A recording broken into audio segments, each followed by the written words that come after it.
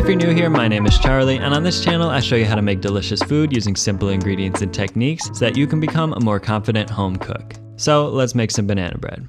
Believe it or not, the main ingredient in this recipe is bananas. So in this case, we're using 3 of them. You'll want to use overripe bananas, which will have some really nice sweetness to them. So bananas like these that have lots of brown patches but still a good amount of yellow are perfect. You don't want them to be completely brown.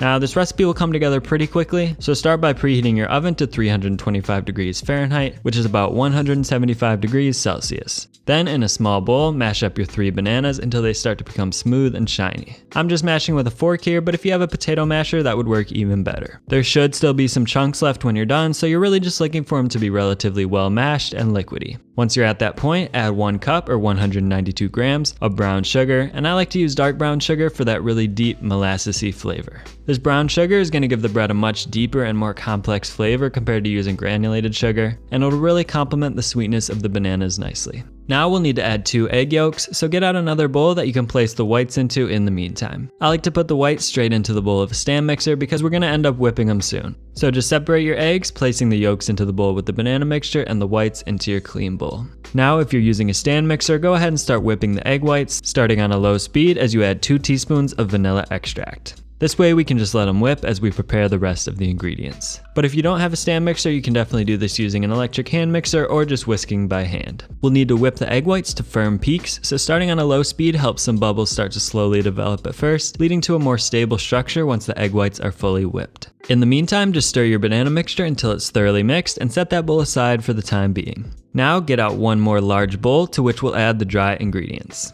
So go ahead and add 2 cups or 240 grams of all-purpose flour, along with 1/2 teaspoon of kosher salt, 1 teaspoon of baking soda, and 1 teaspoon of baking powder, and stir until everything is evenly distributed. Now add 1/2 cup or 113 grams of softened unsalted butter, cut up into small cubes like so to help it incorporate.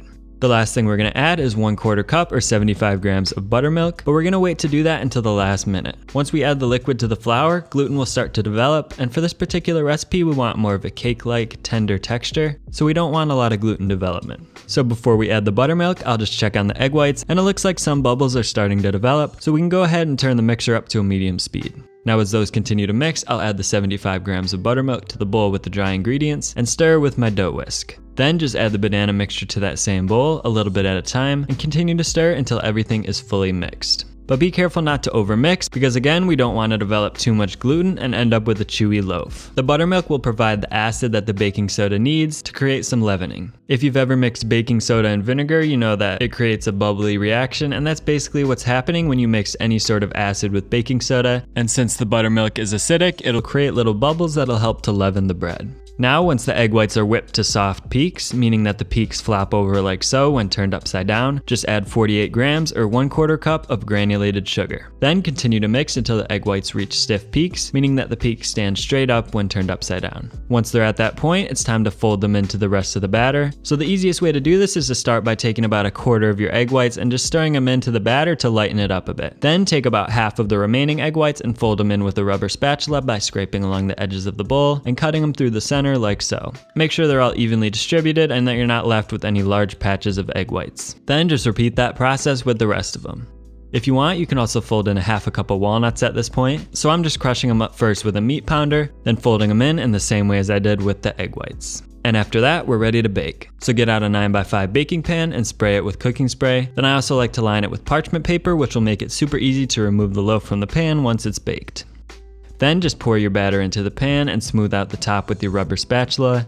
And I also like to top the loaf with a tiny bit of kosher salt for some extra flavor. Then just toss the pan into your oven and allow it to bake for about 55 to 60 minutes until the top is nicely browned and a toothpick inserted into the center of the loaf comes out clean. Or in this case, until a thermometer comes out clean because I didn't have any toothpicks. But anyways, this bread turns out super moist and tender, so it's great when it's still warm from the oven, but I think it's even better toasted the next day and topped with a little bit of butter. You will want to let it cool for at least 5 to 10 minutes on a rack once it's out of the oven, but after that point, it's good to go. So now that you know how to make banana bread, if you want to learn how to make some other homemade baked goods, be sure to click the playlist on the bottom right corner of the screen. So there you go. I'll see you all in the next one.